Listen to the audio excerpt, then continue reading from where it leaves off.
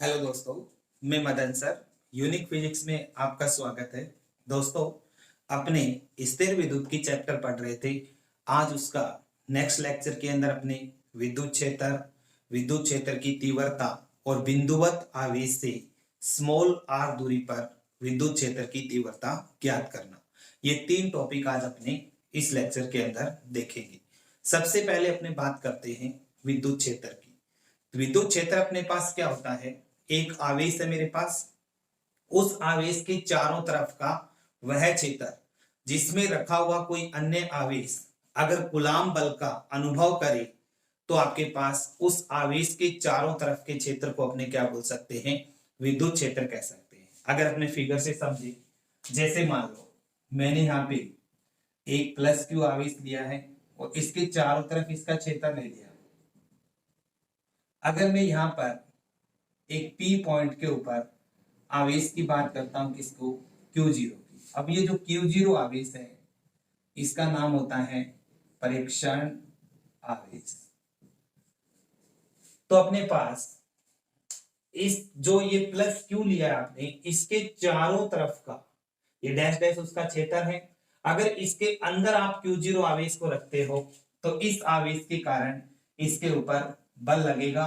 अगर मैं Q0 आवेश को यहां पर रखता हूं इसके विद्युत क्षेत्र से बाहर, तो इसके ऊपर कोई भी बल कार्य नहीं करेगा। तो इसका मतलब क्या परिभाषा बनी अपने पास कि किसी आवेश के चारों तरफ का वह क्षेत्र जिसमें रखा हुआ अन्य आवेश अगर अपने कूलाम बल का अनुभव करे तो अपने पास क्या कह सकते हैं? वो आवेश उसके विद्युत क्षेत्र के अंदर होगा।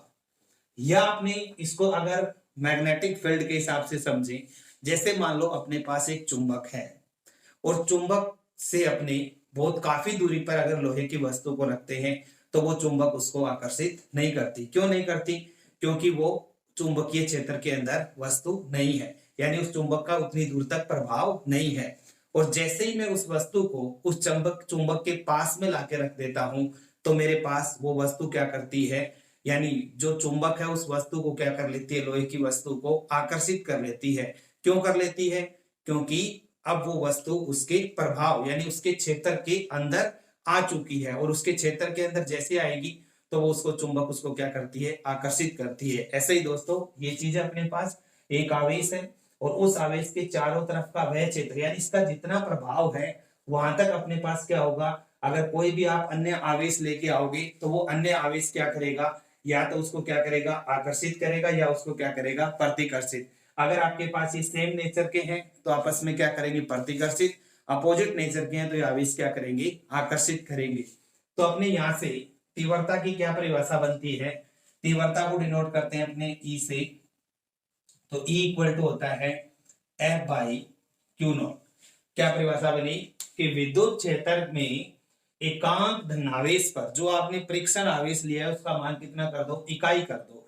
तो विद्युत क्षेत्र में एकांक धनावेश पर कार्य करने वाला जो बल है वो बल ही क्या कहलाता है? विद्युत क्षेत्र की तीव्रता के क्या होता है? बराबर होता है। तो यानी आपने दो डेफिनेशन लिखी है कि किसी आवेश के चारों तरफ का वह क्षेत्र जिसमें रखा अन्य आवेश कूलाम बल का अनुभव करे तो क्या कहलाता है? विद्युत क्षेत्र। और विद्युत क्षेत्र की तीव्रता अपने पास क्या कहलाएगी? विद्युत क्षेत्र में रखे एकांक धनावेश पर यानी विद्युत क्षेत्र में रखे एकांक धनावेश पर कार्यरत विद्युत बल को ही क्या कहते हैं? विद्युत क्षेत्र की तीव्रता कहते हैं। अब विद्युत क्षेत्र की तीव्रता अपने पास सदिश राशि होती है, तो इसको सदिश फॉर्म में लिखेंगे तो E vector equal to F vector by Q naught. ये अपने पास तीव्रता का फॉर्मूला आ गया। अब अपने इसकी बात करते हैं मात्रक की।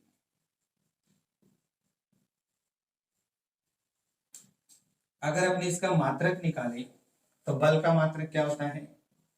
न्यूटन। चार्ज का क्या होता है? कूलम। एक तो अपने ये मात्रक निकाल दिया। अगर मैं दूसरे मात्रक और निकालूं इसका, तो न्यूटन बाई कूलम तो अपने पास पड़ा है, न्यूटन बाई कूलम। अब इसको मीटर से गुणा भाग कर दो। 10th क्लास में आपने एक टॉपिक था विद्युत विभव V इक्वल टू आप पढ़ते थे W/Q। एकांक धनावेश को अनंत से विद्युत क्षेत्र के अंदर लाने में विद्युत क्षेत्र के विरुद्ध किया गया कार्य विद्युत विभव कहलाता है। तो ये डेफिनेशन आपने 10th में पढ़ी हुई, V equal to W/Q। W क्या होता है? Force dot displacement bye Q। Force की यूनिट होती है न्यूटन, डिस्प्लेसमेंट की हो गई मीटर, चार्ज की हो गई कूलम, और विभव की यूनिट क्या होती है? वोल्ट होती है। तो इसका मतलब newton into metre by coulomb, इसकी जगह अपने क्या लिख सकते हैं? वोल्ट लिख सकते हैं। ये चीज इसकी जगह मैं क्या लिख सकता हूं? वोल्ट पर, और क्या बच जाएगा अपने पास? मीटर। तो तीव्रता की अपने पास दो यूनिट आ जाएगी दोस्तों, न्यूटन पर कूलम, या अपने इसको लिख सकते हैं वोल्ट पर मीटर। अब अपने बात करते हैं इसकी विमीय सूत्र की। विमीय सूत्र इजी अपने पास, न्यूटन पर कूलम। न्यूटन किसकी यूनिट होती है अपने पास? बल की। तो बल का विमीय सूत्र क्या होता है अपने पास? M1 L1 T-2। ये मैंने किसकी विमा रखी है? बल की, क्योंकि F इक्वल टू किससे निकाल देंगे? अपने M से।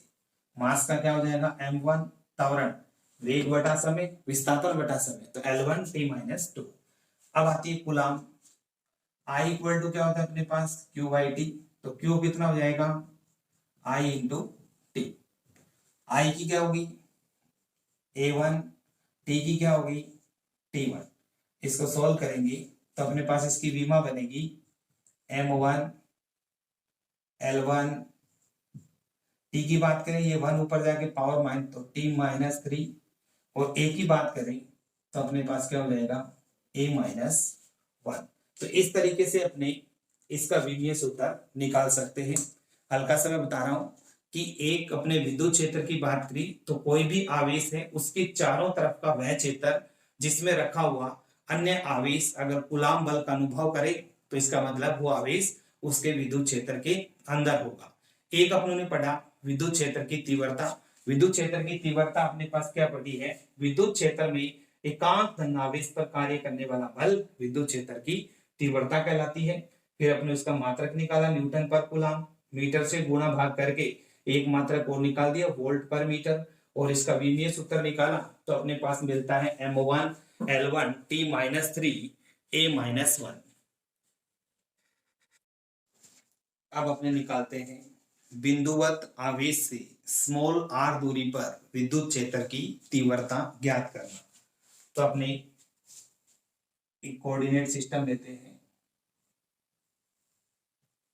x ये अपना y है, यहां पर ओरिजिन O पे Q आवेश रखा हुआ है, और इस आवेश का ये अपनों ने मान लिया कि इसका विद्युत क्षेत्र है। अब अपने इस प्लस विद्युत क्षेत्र के अंदर इस आवेश से स्मॉल r दूरी पर एक P बिंदु है जिस पे टेस्ट चार्ज मैंने कितना दे रखा है? Q0। तो अपने तीव्रता की क्या परिभाषा पड़ी थी? विद्युत क्षेत्र की तीव्रता की परिभाषा से तीव्रता की लिखी थी E vector equal to F vector by Q0, समीकरण नंबर 1। यानी विद्युत क्षेत्र में एकांक धनावेश पर कार्य करने वाला जो बल है वो बल विद्युत क्षेत्र की तीव्रता के क्या होता है? बराबर होता है। अब दोस्तों इस पे अपने निकालते हैं फोर्स। ये Q आवेश है, अगर ये इसके विद्युत क्षेत्र में रखा हुआ है Q0, तो ये आवेश इसके ऊपर क्या करेगा? बल लगाएगा। इस बल को मैंने लिख दिया कितना है? F वेक्टर, और इस बल की जो दिशा है उसको लिख दिया मैंने R कैप। R कैप का मीनिंग है यहाँ पे O से P की तरफ, यानी OP वेक्टर की क्या लिख सकते हैं? अनुदिश। तो अपने को अब बल निकालना है, और बल जैसे ही अपने पास आ जाएगा उस बल को अपने यहाँ पर रखेंगे, और यहाँ पे रखने के बाद अपने बिंदुवत आवेश से स्मॉल r दूरी पर विद्युत क्षेत्र की तीव्रता का सूत्र है वो स्थापित हो जाएगा। तो अपने निकालते हैं आवेश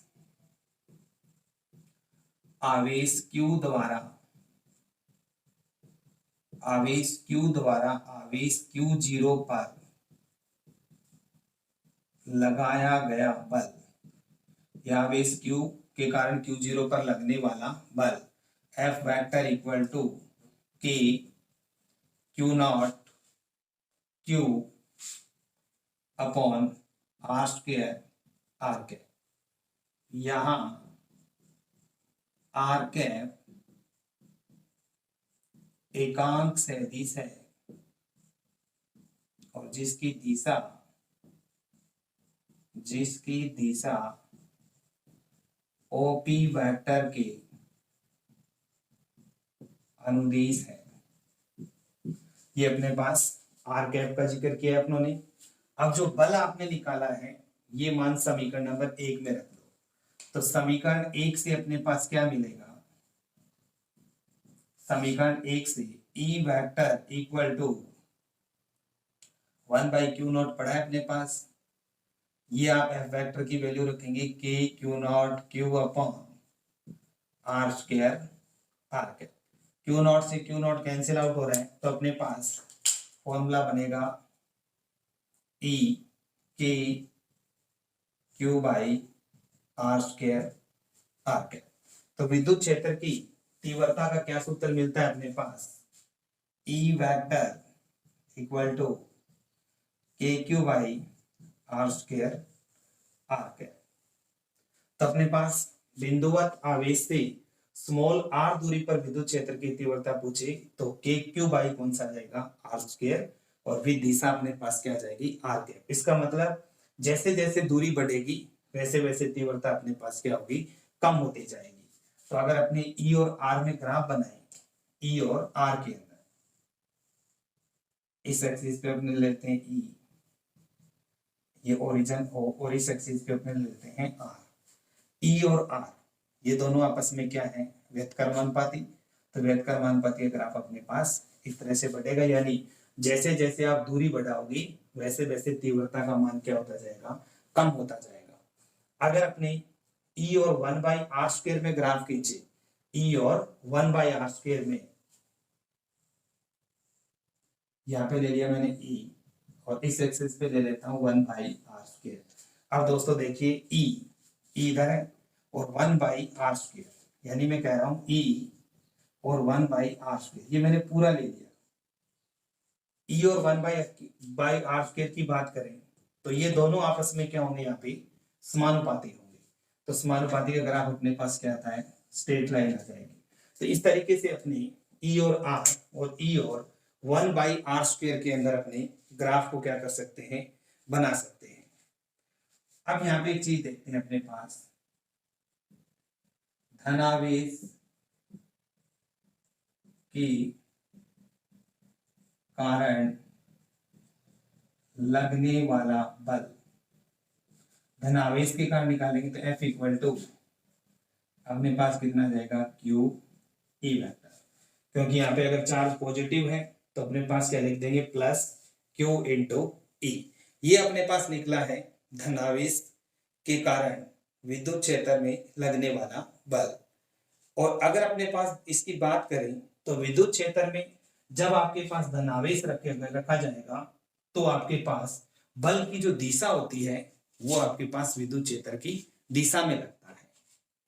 तो विद्युत क्षेत्र में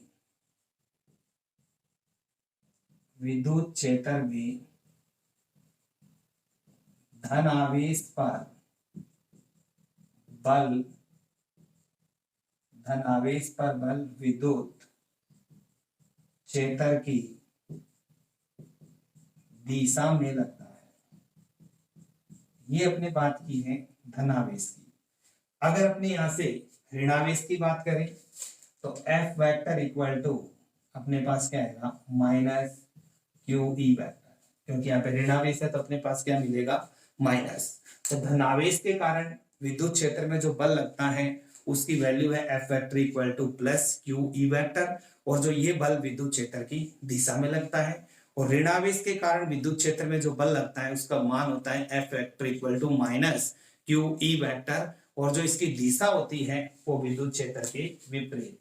तो यहाँ पे लिख देंगे अपने विद्युत क्षेत्र की विपरीत। तो दोस्तों सिंपल सा टॉपिक है कि अपने पास एक कोऑर्डिनेट सिस्टम ओपी एक आवेश है, और इस आवेश से r दूरी पर एक बिंदु P है जिसपे अपने टेस्ट चार्ज कितना है Q0। Q आवेश Q0 पर बल लगा रहा है, उसको मैंने क्या मान लिया F वेक्टर, जिसकी दिशा O से P यानी OP वेक्टर की क्या होगी, अनुदिश होगी, जिसे अपनों ने r कैप के द्वारा क्या किया हुआ है, प्रदर्शित किया हुआ है। तो अपनों ने विद्युत क्षेत्र की तीव्रता E vector equal to F vector by Q naught, यहाँ पे F वेक्टर की वैल्यू निकाल दी। इन दोनों के बीच में अपनों ने कूलाम का नियम लगाया K Q naught by R square R cap.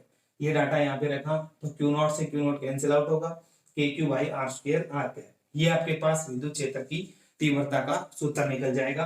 और ई और आर में ग्राफ खींचे तो ये व्यतक्रमानुपाती है, तो व्यतक्रमानुपाती का ग्राफ इस तरह से, और समानुपाती का ग्राफ स्ट्रेट लाइन आती है अगर ई और 1/r² की बात करें तो। अब अपने विद्युत क्षेत्र में अगर धनावेश रखा है तो उस पर जो बल होता है वो F vector equal to plus q e, और ऋणावेश है तो F vector equal to minus Q E vector. धनावेश अगर है विद्युत क्षेत्र में तो इस पर जो बल लगता है वो विद्युत क्षेत्र की दिशा में लगता है। अगर अपने पास ऋणावेश है तो इसके ऊपर जो बल लगता है वो विद्युत क्षेत्र के विपरीत दिशा में लगता है। तो इस तरह से अपनों ने आज 3 टॉपिकों को कवर किया है। नेक्स्ट क्लास के अंदर अपने पढ़ेंगे विद्युत बल रेखाएं। तो आज के लिए इतना ही, थैंक यू।